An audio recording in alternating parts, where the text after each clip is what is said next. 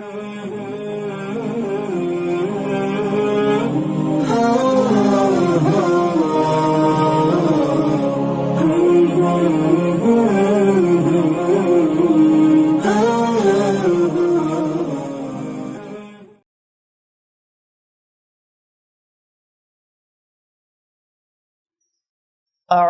باللہ السمیع العلیم من الشیطان الرجیم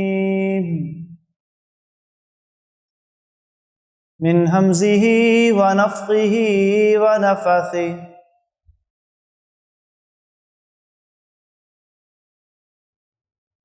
افرأیتم ما تحرثون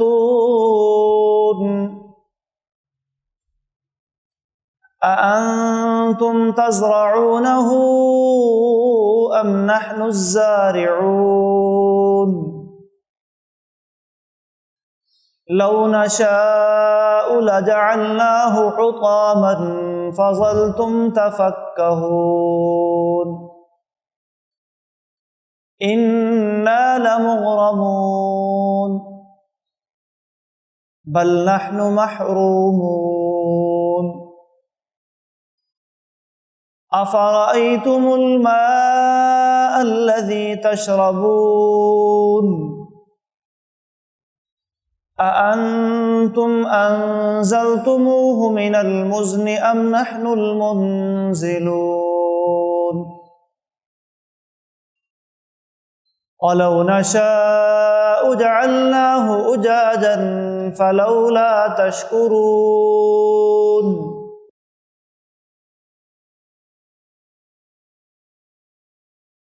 قال النبی صلی اللہ علیہ وآلہ وسلم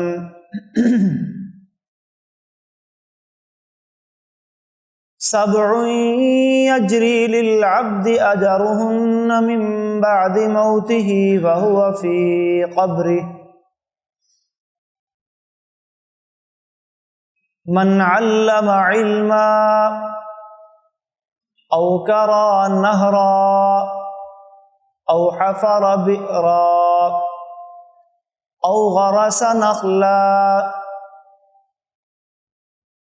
او مسجدا بنا او ورث مصحفا او ترك ولدا صالحا يستغفر له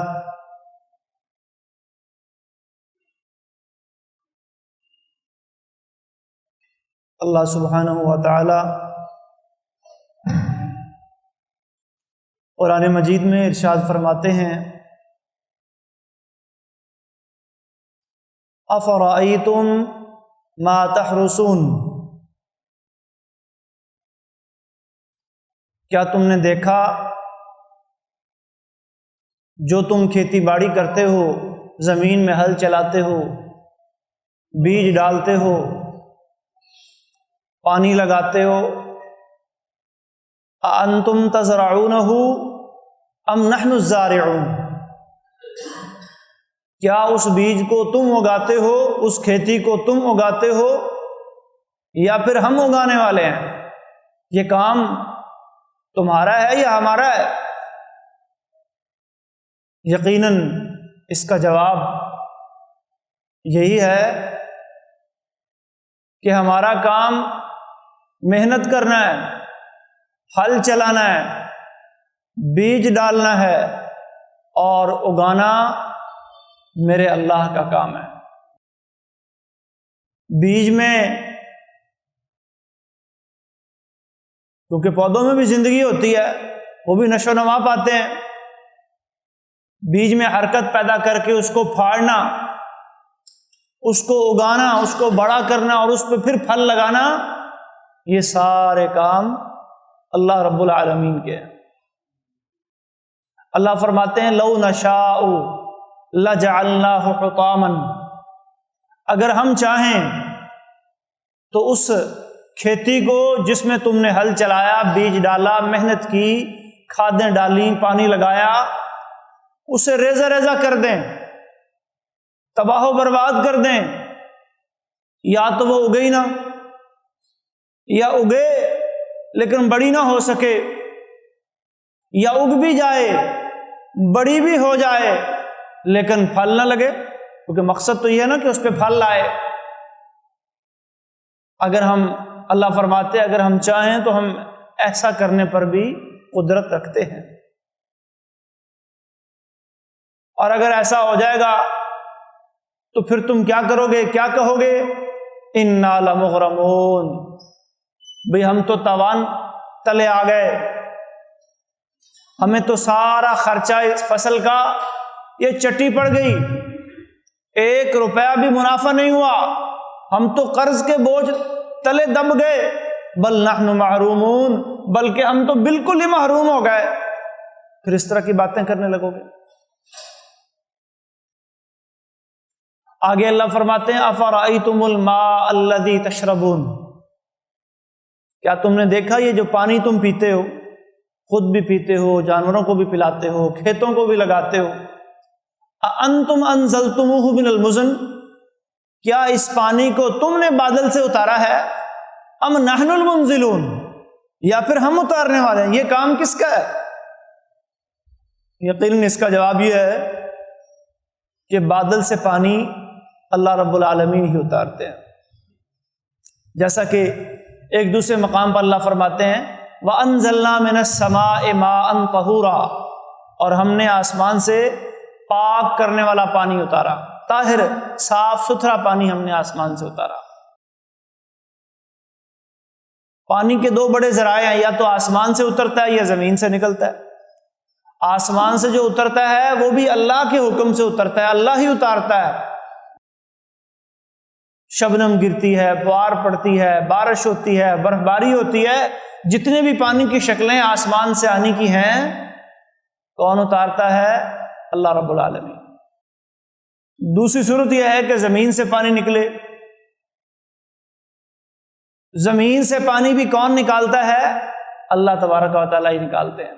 اللہ اگر چاہے تو پانی نہ نکلے، جیسا کہ سورہ ملک میں اللہ تعالیٰ فرماتے ہیں قُلْ أَرَأَيْتُمْ إِنْ أَصْبَحَ مَاؤُكُمْ غَوْرًا فَمَنْ يَأْتِيكُمْ بِمَاءٍ مَّعِينٍ، اے نبی آپ کہہ دیجئے یہ جو اللہ کے منکر ہیں، اللہ کے رسول کے منکر ہیں، اللہ کی نعمتوں کی ناقدری اور ناشکری کر رہے ہیں، اللہ کے دین سے غافل ہو رہے ہیں اور دنیا کی نعمتوں پر اتراتے پھر رہے ہیں، اگر رب العالمین پانی کو گہرا کر دے، غور کا معنی گہرائی میں لے جانا، پانی نیچے چلا جائے، نیچے سے نیچے چلا جائے، سینکڑوں فٹ بھی آپ بور کر لیں پانی نہ نکلے، اللہ نہ نکالنا چاہے، فَمَن يَأْتِيكُم بِمَاءٍ مَّعِينٍ، تو بہنے والا پانی تمہارے پاس کون لے کر آئے گا؟ کیا اللہ کے سوا کوئی ہستی ہے، کوئی ذات ہے؟ یقیناً جواب یہی ہوگا کہ اللہ کے سوا نہ آسمانوں سے کوئی پانی اتار سکتا ہے، نہ زمین سے کوئی پانی نکال سکتا ہے۔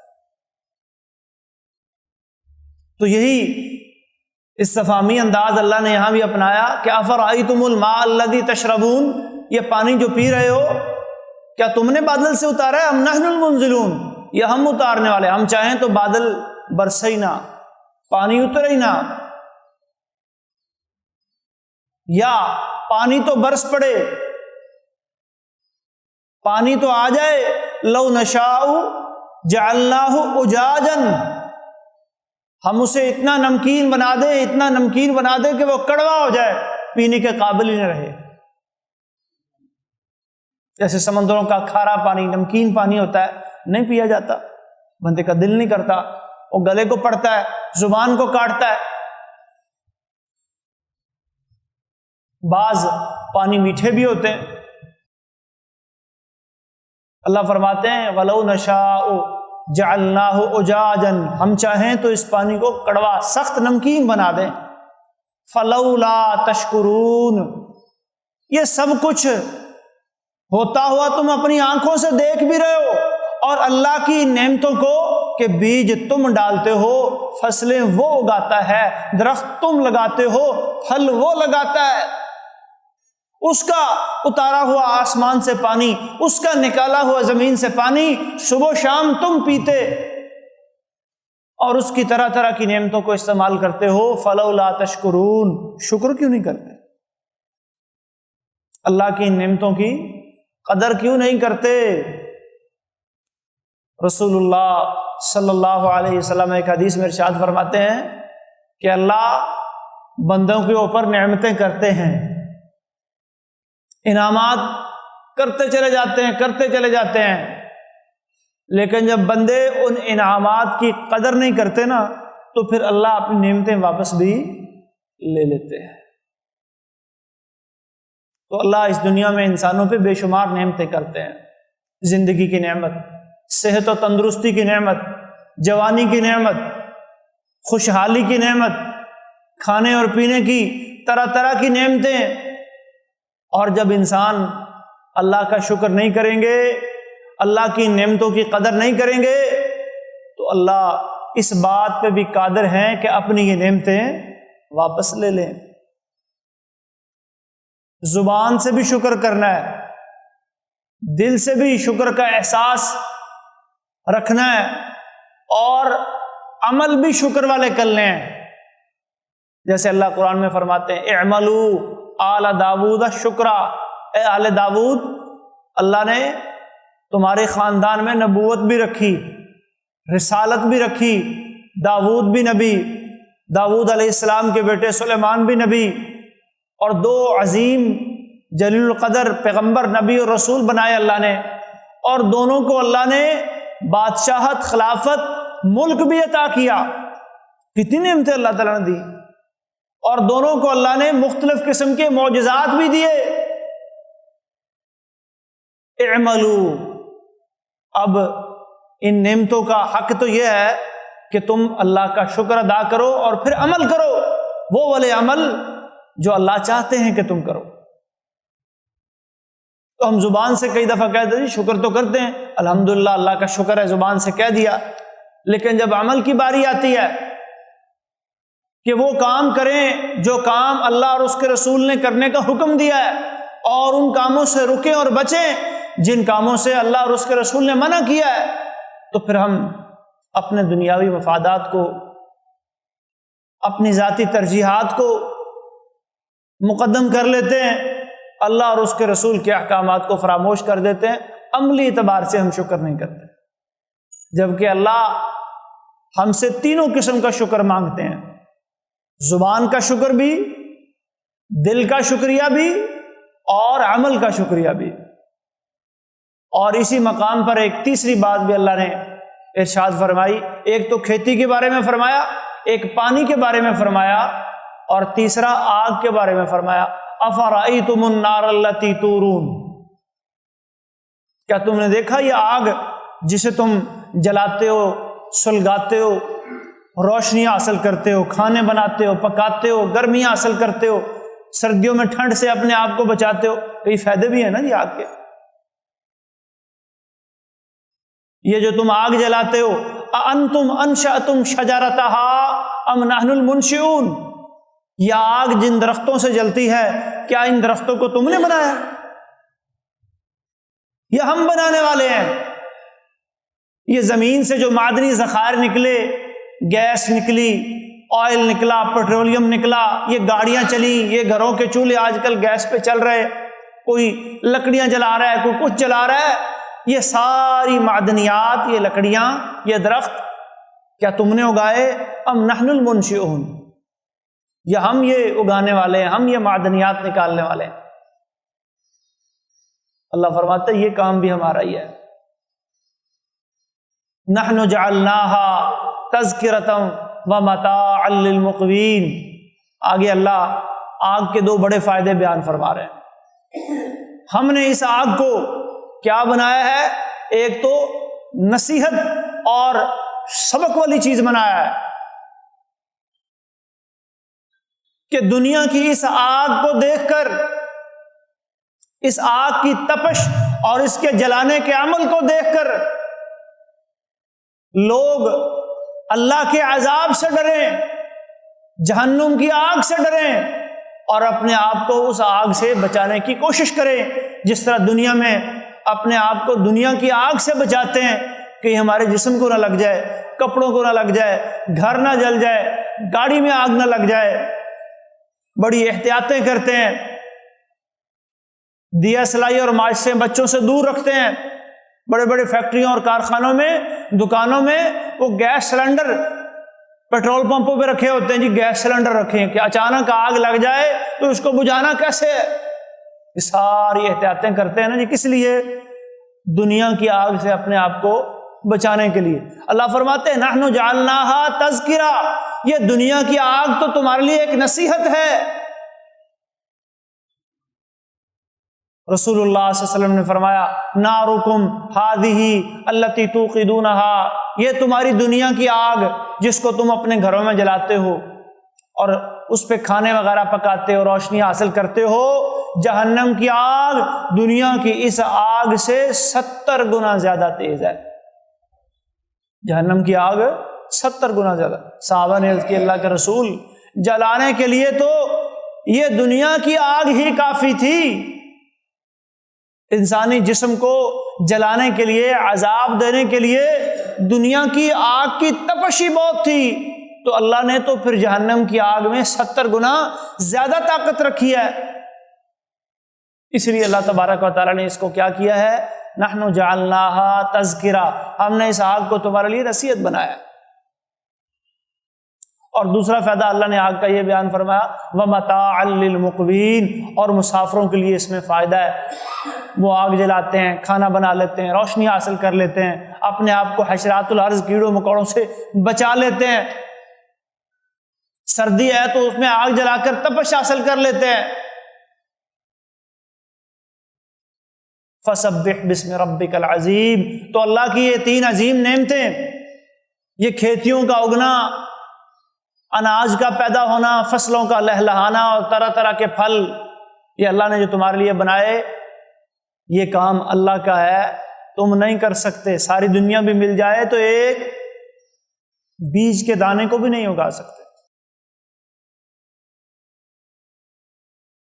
اور یہ پانی آسمانوں سے اترنے والا، زمین سے نکلنے والا، اللہ اگر روک لے تو ساری طاقتیں، توانائیاں خرچ کر لو، یہ تم پانی نہ آسمان سے اتار سکتے ہو، نہ زمین سے نکال سکتے ہو۔ ہزاروں فٹ بور کر لو، اللہ نہ نکالنا چاہے نہیں نکلے گا۔ اور یہ جو آگ گھروں میں، کارخانوں، فیکٹریوں میں جلاتے ہو، یہ ایک نصیحت ہے۔ رسول اللہ صلی اللہ علیہ وسلم نے فرمایا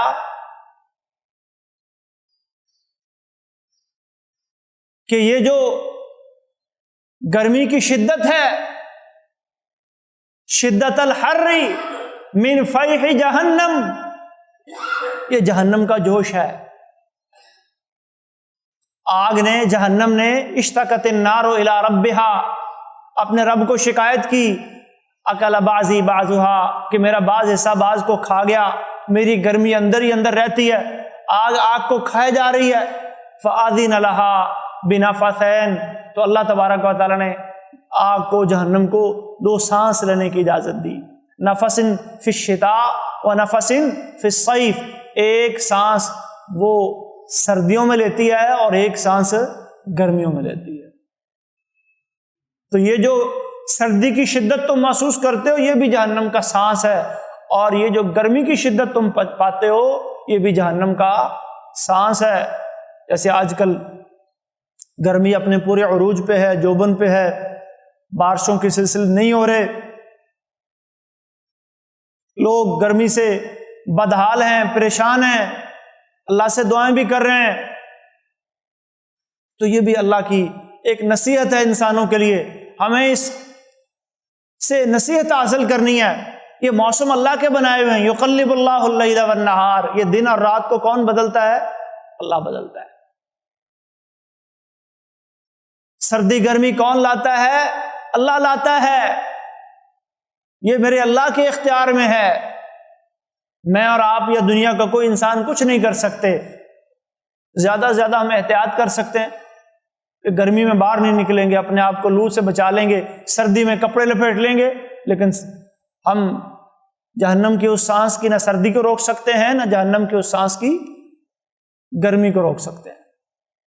اللہ فرماتے ہیں نحن جعلناہا تذکرہ، ہم نے اس آگ کو اور اس گرمی کو کیا بنایا؟ نصیحت، عبرت، سبق وہ حاصل کریں۔ وہ کیا ہے؟ بہت بڑا سبق ہے محترم بھائیوں، اس گرمی کے اندر بھی اللہ نے رکھا۔ گرمی کے ویسے فائدے بھی ہیں، بہت سارے پھل اللہ تبارک و تعالیٰ نے ایسے بنائے ہیں جو گرمی میں پکتے ہیں، فالسا ہے، آم ہے، بہت سارے پھل ہیں، اللہ کی طرح طرح کی نعمتیں، یہ گرمی نہ ہو تو یہ پھل نہ پکے۔ بہت سارے ایسے پھل ہیں جو سردیوں میں پکتے ہیں، تو سردیوں اور گرمیوں کا آنا یہ اللہ کی حکمت کے تقاضے ہیں۔ انسانوں کو گھبرانا نہیں چاہیے۔ سب سے پہلی بات تو یہ ہے کہ مومن کبھی گھبراتا نہیں ہے۔ مومن کا معاملہ کیا ہے؟ الذین یذکرون اللہ قیاما وقعودا وعلی جنوبہم ویتفکرون فی خلق السماوات والارض ربنا ما خلقت ھذا باطلا۔ سورہ آل عمران میں اللہ فرماتے ہیں کہ اللہ کے جو بندے ہیں وہ اللہ کا ذکر کرتے ہیں، اللہ کو یاد رکھتے ہیں، قیاماً کھڑے ہوں، قعوداً بیٹھے ہوں، علی جنوبہم لیٹے ہوئے ہوں، وَيَتَفَكَّرُونَ فِي خَلْقِ السَّمَاوَاتِ وَالْأَرْضِ، آسمان و زمین کی تخلیق اور بناوٹ میں غور و فکر کرتے ہیں، اور کیا کہتے ہیں؟ رَبَّنَا مَا خَلَقْتَ هَذَا بَاطِلًا، اے ہمارے رب تو نے ان میں، آسمان و زمین میں، ان موسموں میں، ان 7 آسمانوں میں، ان سورج چاند تاروں میں، پہاڑوں میں، دریاؤں میں کوئی ایک چیز بھی بیکار پیدا، تیری ایک ایک چیز میں حکمت ہے۔ ہمارا تو یہ عقیدہ ہے کہ اس گرمی میں بھی اللہ کی حکمت ہے۔ ہم کسی کو برا بھلا نہیں کہہ سکتے، گرمی تو آئے ہی نہ ہے،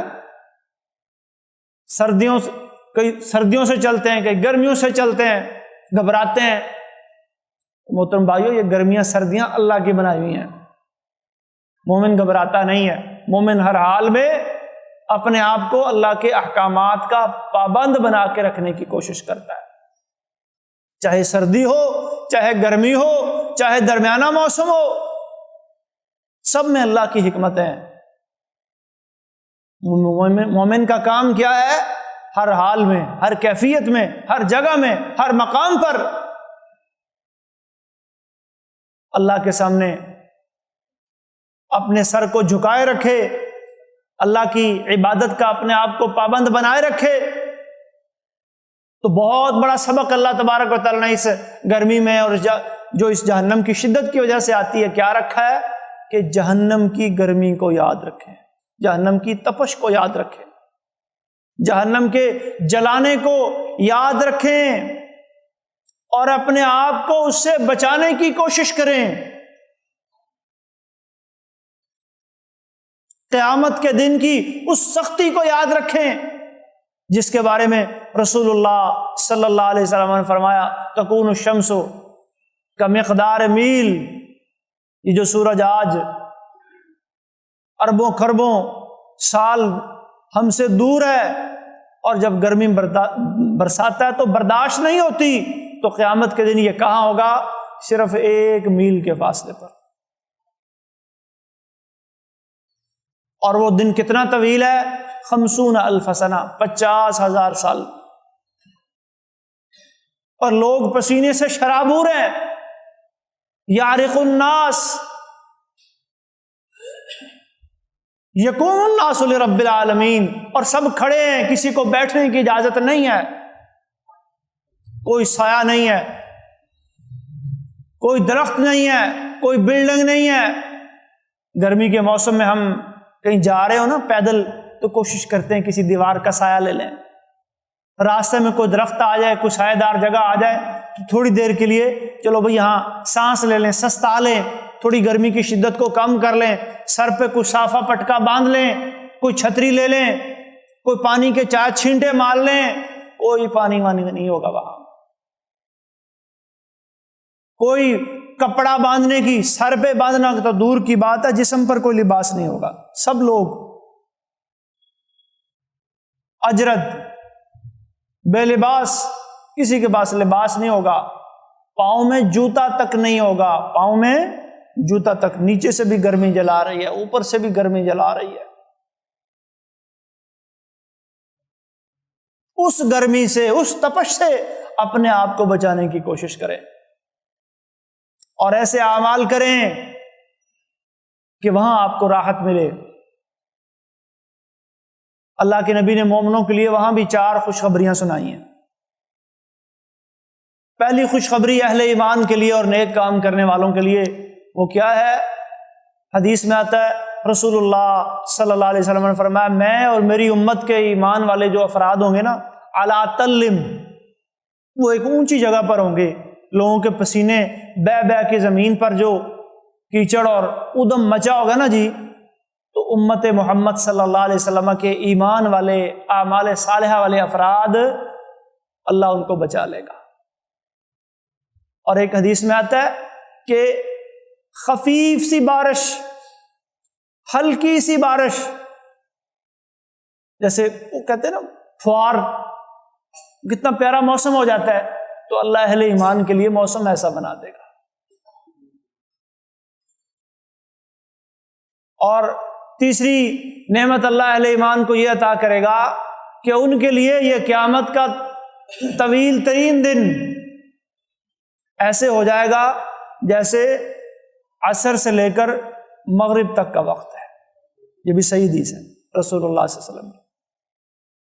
اور چوتھی خوشخبری اللہ کے نبی نے یہ بھی بتائی ہے کہ اس دن اور تو کسی چیز کا سایہ نہیں ہوگا، لیکن ایسے کچھ خوش نصیب افراد ہوں گے جن کو اللہ سایہ عطا فرمائیں گے۔ 7 یظلہم اللہ فی ظلہ، 7 خوش نصیب افراد جنہیں اللہ سایہ عطا فرمائیں گے۔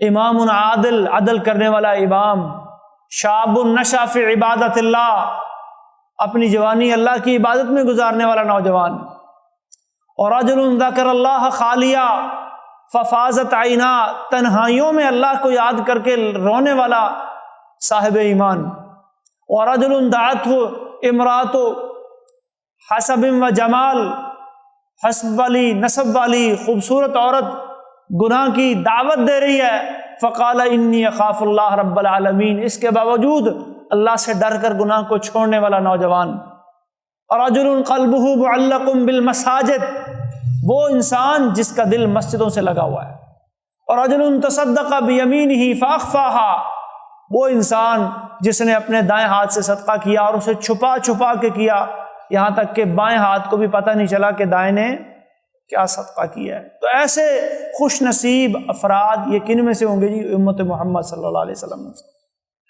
تو جس طرح دنیا میں ہم سایہ ڈھونڈنے اور تلاش کرنے کی کوشش کرتے ہیں نا، ہمیں چاہیے کہ قیامت کے دن بھی ایسے ہم اعمال کریں کہ اللہ ہمیں اپنے سائے میں جگہ عطا فرمائے۔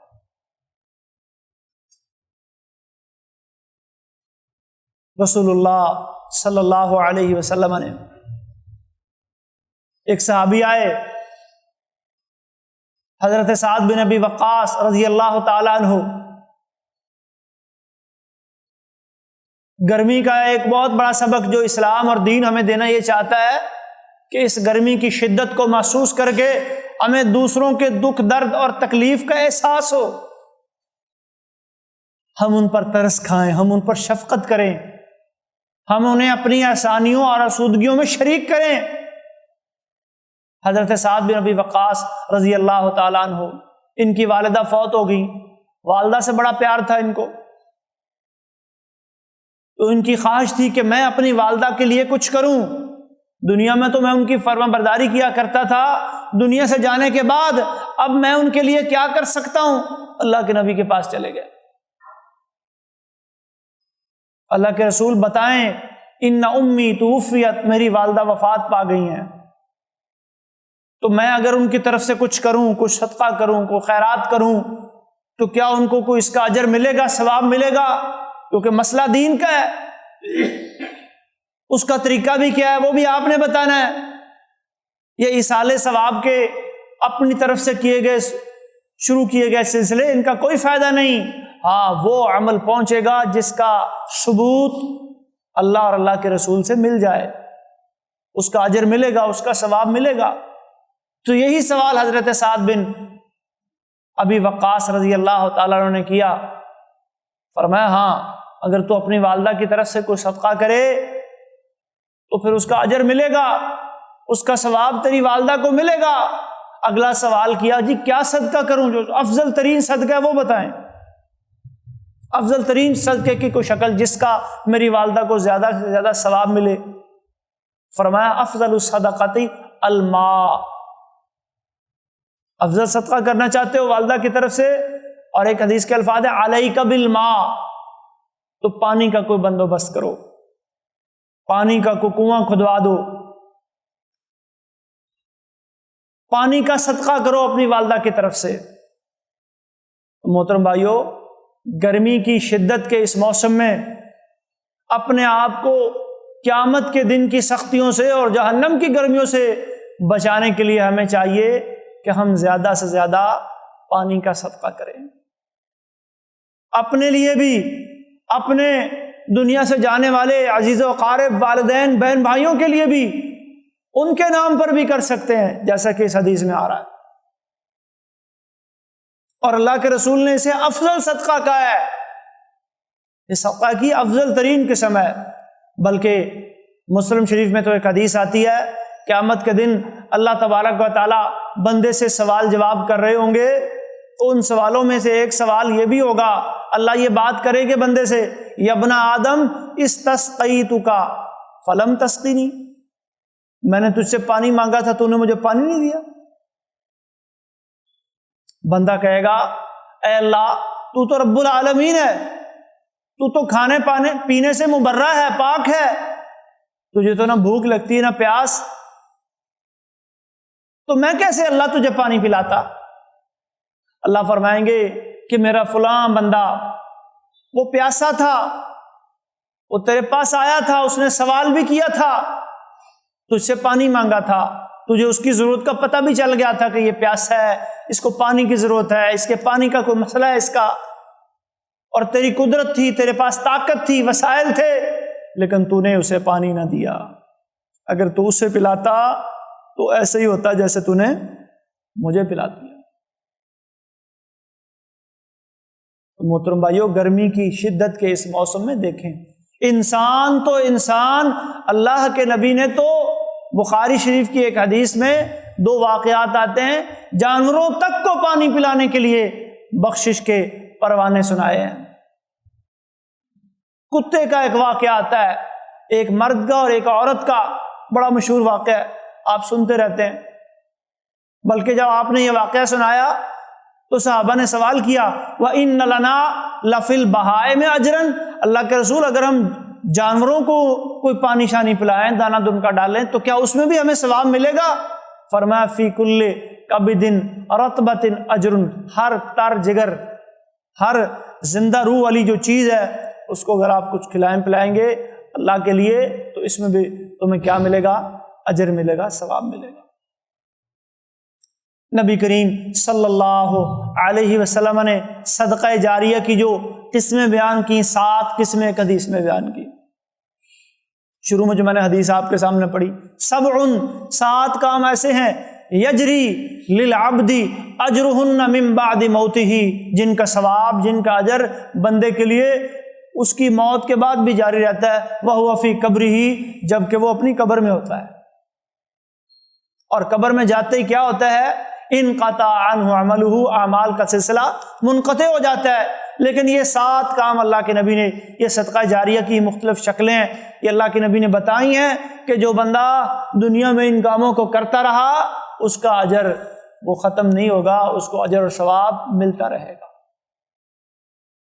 من علم علما، سب سے پہلا کام جو علم کے ساتھ جڑ جائے، جس نے علم کی کوئی چیز سکھا دی، تعلیم و تعلم سے، پڑھنے لکھنے سے اپنا رشتہ جوڑ لیا، اور دین کے علم کو سیکھنے اور سکھانے والوں میں بن گیا، یا ان کا تعاون کرنے والوں میں بن گیا، یا ان کے لیے کسی بھی قسم کی کوئی سہولت پیدا کرنے والوں میں بن گیا۔ من علم علما، جب تک وہ سلسلہ چلتا رہے گا اس بندے کو خواہ یہ اپنی قبر میں بھی پہنچ جائے ثواب ملتا رہے گا۔ او کرا نہرن، دوسرا عمل بتایا، جس بندے نے کوئی نہر جاری کروا دی، کوئی نہر کھدوا دی، پانی کا کوئی سسٹم کر دیا، او حفر بئرن، تیسرا عمل بتایا جس نے کوئی کنواں کھدوا دیا. اس دور میں کنویں ہوتے تھے، آج کے نلکے ہیں، ٹیوب ویل ہیں، موٹریں ہیں. او غرس نخلن، کوئی درخت لگا دیا. اللہ اکبر، کتنا ہم اسے نیکی نہیں سمجھتے، کتنی بڑی نیکی ہے. درخت لگایا آپ نے، وہ درخت پھل دے گا، وہ درخت سایہ دے گا. جتنے لوگ اس کا پھل کھائیں گے، جتنے لوگ اس کے سائے میں آ کے بیٹھیں گے، اللہ کے نبی فرما رہے ہیں یہ سمجھو اجر اور ثواب چلتا رہے گا. ایک حدیث میں آتا ہے رسول اللہ صلی اللہ علیہ وسلم نے فرمایا اگر تم میں سے کسی شخص کے ہاتھ میں کسی درخت کا پودا ہو اور اسے پتہ چل جائے نا قیامت آ رہی ہے، قیامت آ رہی ہے، بس آنے والی ہے، تو وہ یہ نہ کہے کہ اب لگا کے کیا کرنا ہے، وہ پھر بھی اس درخت کو لگا دے. جیسے ہم میں سے کسی کے ذہن میں آ جاتا ہے جی ایک درخت یہاں لگانے سے کیا ہوگا، یا میں تو اب دنیا سے جا رہا ہوں، میرے درخت لگانے سے کیا ہو جائے گا. آپ کے ایک درخت لگانے سے آپ دنیا میں نہیں بھی رہیں گے، چلے بھی جائیں گے، نہ جانے کتنوں کو فائدہ ہو جائے گا، کتنے اس کے سائے میں آ کے جگہ لیں گے، کتنے اس کے پھل کو کھائیں گے، کتنے انسان کھائیں گے، کتنے جانور کھائیں گے. رسول اللہ صلی اللہ علیہ وسلم نے یہ بھی ارشاد فرمایا کہ انسان کوئی کھیتی لگاتا ہے، کھیت میں بیج ڈالتا ہے، کوئی درخت اگاتا ہے، وہاں سے گزرتے ہوئے راگیر، مسافر، چڑیاں، پرندے، جانور، جو لوگ بھی اس کے سائے میں آتے ہیں اس کو دانہ دن کا وہاں سے لے جاتے ہیں، بندے کے نامہ اعمال میں صدقہ لکھا جاتا ہے. نبی کریم صلی اللہ علیہ وسلم نے گرمی کے حوالے سے، یہ سائے اور درخت کے حوالے سے ایک اور بڑی اہم تعلیم اور پیاری تعلیم دی ہے. فرمایا اتقوا اللعانین، دو ایسے کام جن کو کرنے سے بندے کے اوپر اللہ کی لعنت برستی ہے، اس سے تم نے بچنا ہے. دو ایسے کام جو بندہ ان کاموں کا ارتکاب کرے اس بندے پہ اللہ کی لعنت برستی ہے، وہ بندہ اللہ کی رحمت سے دور ہو جاتا ہے. تم نے ان دو کاموں سے اپنے آپ کو بچانا ہے. صحابہ نے سوال کیا اللہ کے رسول وہ کون سے دو لعنت والے کام ہیں جو ہم کریں تو اللہ کی لعنت کے حقدار بن جائیں گے، رحمت سے محروم ہو جائیں گے؟ فرمایا الذی یتخلی فی طریق الناس او فی ظلہم، انسانی ضروریات ہے نا، قضاء حاجت ہوتی ہے، بول و براز چھوٹا بڑا انسان کو آ جاتا ہے، تو کئی دفعہ بندہ کیا کرتا ہے، راستے کے اوپر ہی بیٹھ جاتا ہے. اب ظاہر ہے یہ راستہ ہے، لوگ آئیں گے گزریں گے، کسی کے کپڑے خراب ہوں گے، کسی کا جوتا خراب ہوگا، تو یہ اللہ کی لعنت بندہ اپنے اوپر ڈال رہا ہے. اگر کوئی شخص راستے میں بیٹھ کر قضاء حاجت کر رہا ہے، راستے کو صاف ستھرا رکھنا چاہیے، راستے کو خراب اور آلودہ نہیں کرنا چاہیے، کوڑا کرکٹ راستے میں نہیں ڈالنا چاہیے. او فی ظلہم، رسول اللہ نے دوسری جگہ بیان فرمائی لعنت والا دوسرا کام کیا ہے کہ سایہ دار درخت ہے یا سایہ دار کوئی جگہ ہے، وہاں لوگ آتے جاتے ہیں، بیٹھتے ہیں، اور آپ وہاں جا کر براز شروع کر دیں، بول شروع کر دیں، وہاں جو ہے وہ کوڑا کرکٹ پھینک دیں، اس سایہ والی جگہ کو خراب کر دیں، تو یہ بھی وہ عمل ہے جس سے اللہ ناراض ہوتے ہیں، اور اللہ کی ناراضگی کی وجہ سے پھر یہ لعنت برستی ہے. تو بھائیو اسلام دیکھیں کتنی پیاری تعلیمات دیتا ہے. یہ درختوں کو لگائیں. درخت لگانے سے کیا ہوگا؟ نہ صرف یہ کہ دنیا میں بھی آپ کو سایہ ملے گا، آپ کا کوئی ساتھی، عزیز، اقارب، دوست، اہل محلہ اس درخت کے سائے میں جگہ لے گا، کوئی پھل کھائے گا، کوئی فائدہ اٹھائے گا، کوئی فائدہ اٹھائے گا. اور پھر آخرت میں بھی اس کا فائدہ کہ وہ 7 کام جن کا اجر اور ثواب بندے کو قبر میں جانے کے بعد بھی ملتا رہتا ہے. اللہ کے رسول فرما رہے او غرس نخلن، ان میں سے ایک کام یہ بھی ہے کہ کھجور، اس میں تو ویسے کھجور کے درخت کا ذکر ہے کہ کھجور کا درخت لگا لے، کوئی درخت جو آپ کو ملتا ہے وہ لگا لے. او بنا مسجدن، 5واں کام اللہ کے نبی نے کیا بیان فرمایا کہ اللہ کے گھر کی تعمیر، مسجد کی تعمیر، کتاب و سنت، قرآن و حدیث کی اشاعت کا کوئی مرکز بنا دینا.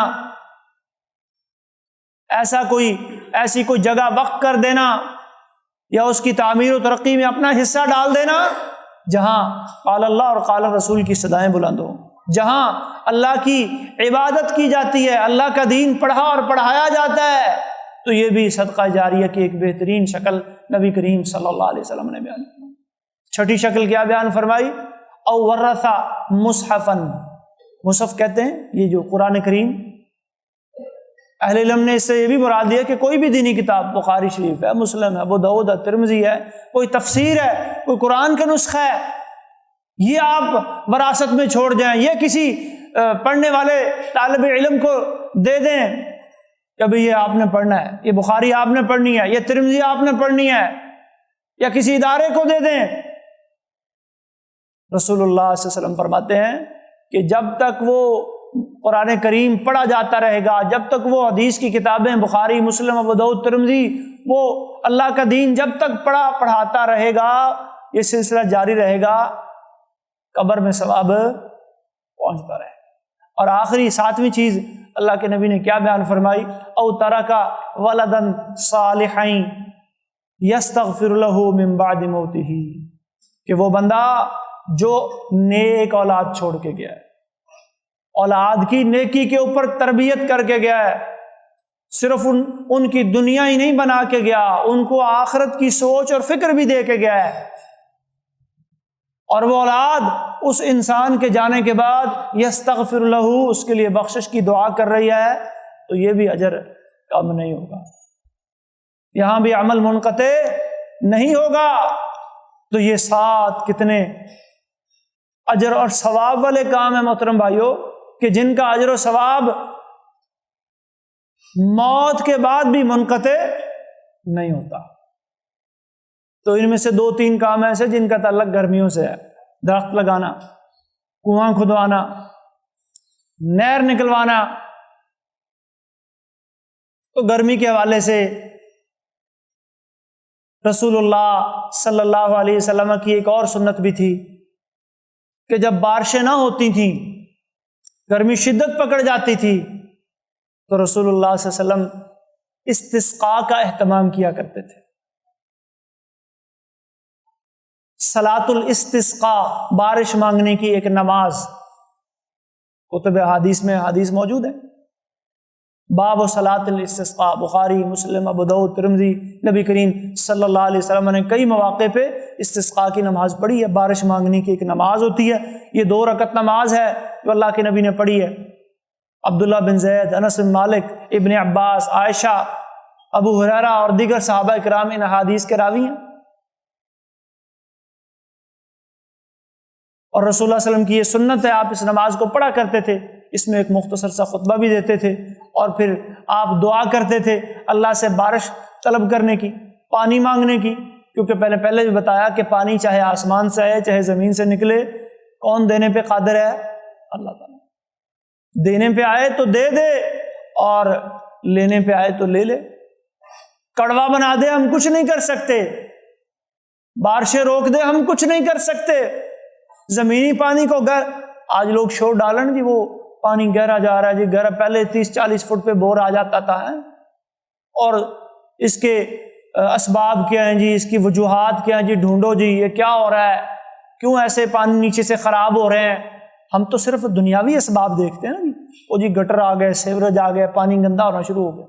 اللہ فرماتے ہیں لو نشاء جعلناہ جاجا، او بھائی ذرا ادھر بھی تو نظر کرو نا، اللہ کیا فرما رہے ہیں؟ اگر ہم اسے کڑوا کر دیں، ہم اسے گندا کر دیں، ہم اسے پینے کے قابل نہ رہنے دیں، یہ ہمارے اختیار میں نہیں ہے۔ ٹھیک ہے، دنیاوی اسباب پہ بھی آپ نظر ڈال سکتے ہیں، لیکن مومن کی اصل نظر کس پہ ہونی ہے؟ اللہ رب العالمین کے فیصلوں پہ، اس کی حکمتوں پہ ہونی ہے۔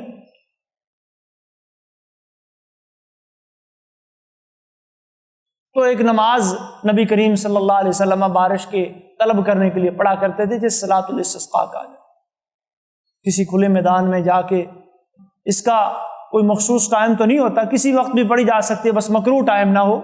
جو مکروہ 3 ٹائم بتائے گئے ہیں، فجر کے بعد، اور جب سورج بالکل عین درمیان میں ہوتا ہے، اور غروب شمس سے تھوڑا پہلے، ان اوقات سے ہٹ کر کسی بھی وقت یہ نماز 2 رکعتی نماز ہے، اس میں جہری قرات ہوتی ہے، مختصر سا خطبہ اور دعا ہوتی ہے، اللہ کے نبی نے یہ دعا کی ہے۔ اس کا ایک طریقہ یہ بھی ہے، نبی کریم صلی اللہ علیہ وسلم ایک دفعہ جمعے کا خطبہ ارشاد فرما رہے تھے، ایک صحابی اٹھ کے کھڑے ہو گئے، عرض کہ اللہ کے رسول ہلکت الاموال، مال مویشی ضائع ہو گئے، وتقطعت السبل، راستے ویران ہو گئے، بارشیں نہیں ہو رہی، بڑی قحط سالی ہو رہی ہے۔ رسول اللہ منبر پر کھڑے خطبہ ارشاد فرما رہے تھے، وہاں کھڑے کھڑے آپ نے دعا کر دی۔ صحابی کہتے ہیں، بخاری شریف کی حدیث ہے کہ ابھی آپ منبر سے اترے نہیں تھے کہ ہم نے دیکھا کہ آسمان جو پہلے بالکل صاف تھا اچانک بادلوں سے بھر گیا اور بارش شروع ہو گئی، اور پورا ایک ہفتہ مدینہ میں بارش ہوتی رہی، پورا ایک ہفتہ۔ اگلا جمعہ آ گیا، اگلے جمعے پھر ایک حدیث میں آتا ہے یا تو وہی صحابی یا کوئی اور صحابی کھڑا ہوا اور اس نے پھر دعا کی درخواست کی، اللہ کے رسول اب تو بارشیں بہت ہو گئی ہیں، اب کثرت کی وجہ سے، پانی کھڑے ہونے کی وجہ سے مسائل بن رہے ہیں، دعا کریں اللہ سے، اللہ جو ہے یہ کثرت ختم کر دے۔ رسول اللہ نے پھر جمعہ کے خطبے میں دعا کروا دی، اللہم حوالینا ولا علینا، اے اللہ ہمارے ارد گرد برسا، ہم کافی ہو گئے، ہمارے اوپر نہ برسا۔ بارش تھم گئی، مدینہ کا مسئلہ جو ہے وہ صاف ہو گیا۔ تو ایک طریقہ اس کا یہ بھی ہے کہ جمعہ کے خطبے میں بھی یہ دعا کی جا سکتی ہے، اور انشاءاللہ آج ہم کریں گے یہ خطبہ میں دعا۔ تو اللہ سے رجوع کریں۔ یہ بارشیں کیوں نہیں ہو رہی؟ کیا وجہ ہے؟ کیونکہ بارشیں اللہ کے اختیار میں ہیں۔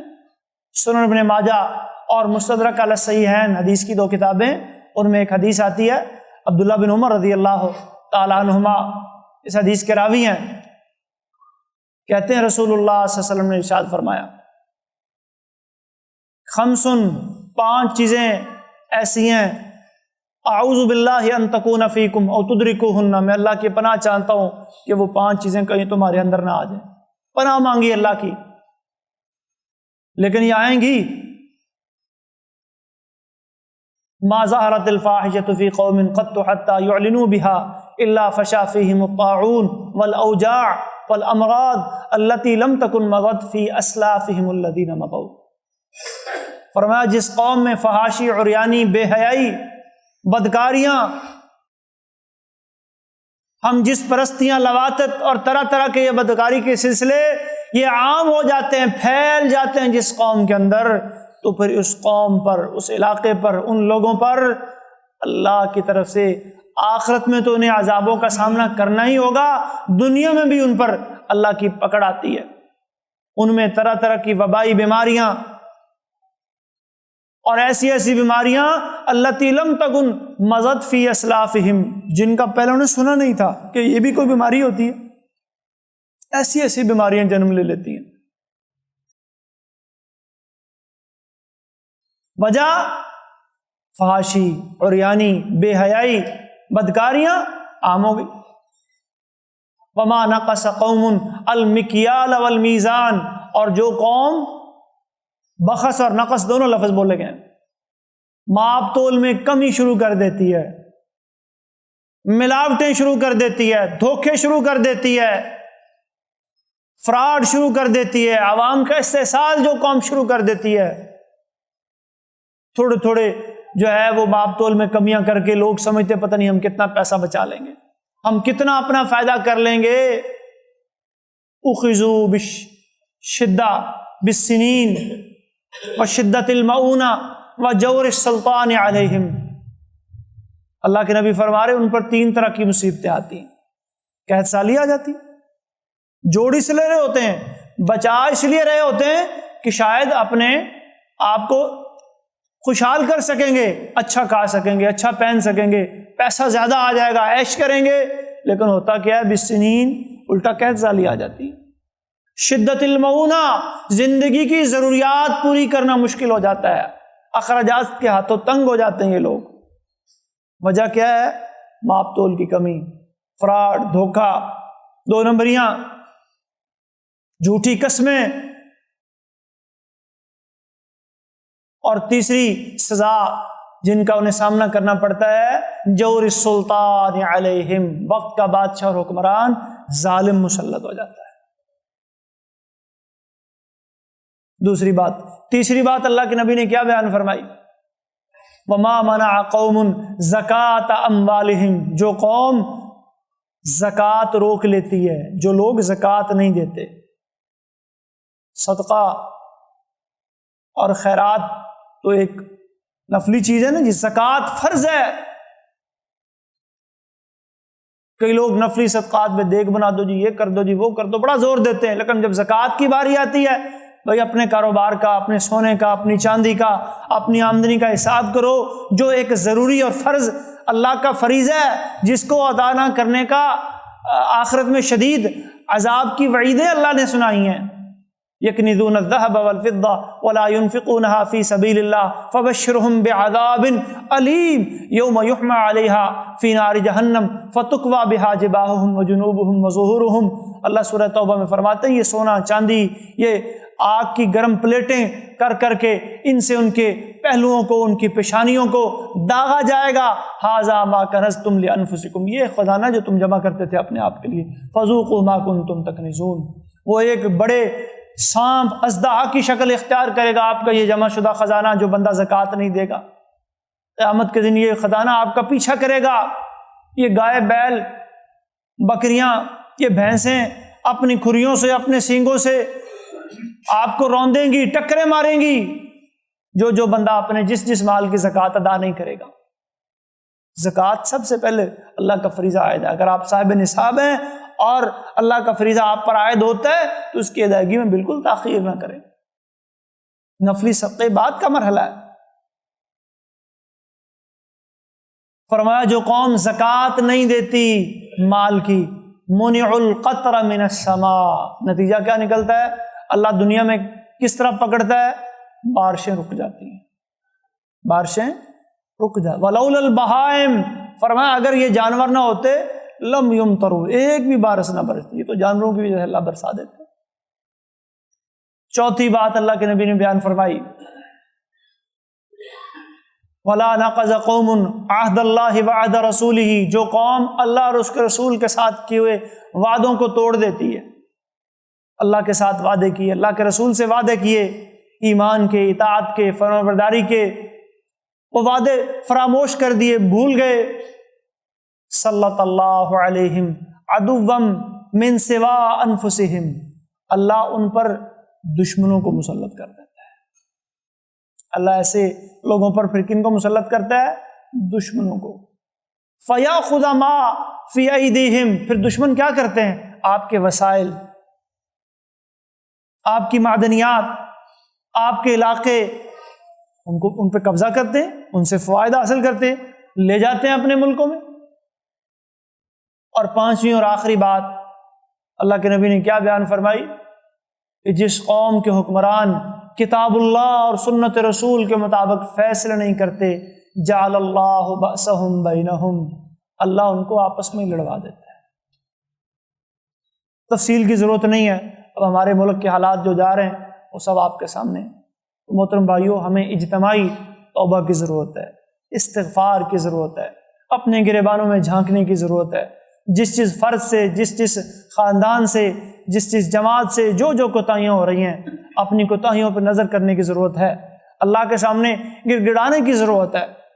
عبداللہ بن عباس رضی اللہ تعالیٰ عنہما روایت کرتے ہیں رسول اللہ جب نماز استسقاء کے لیے نکلتے تو بڑے سادہ سا لباس، متبذلا متضرعا، گر گڑاتے ہوئے، عاجزی کرتے ہوئے جاتے اور اللہ کے سامنے جا کے گریہ زاری کرتے، استغفار کرتے، اللہ ہم سے غلطیاں ہو گئی، ہم سے گناہ ہو گئے، یہ ہمارے گناہوں کی شامت ہم پہ آئی ہے، یہ بارشوں کا سلسلہ رک گیا ہے.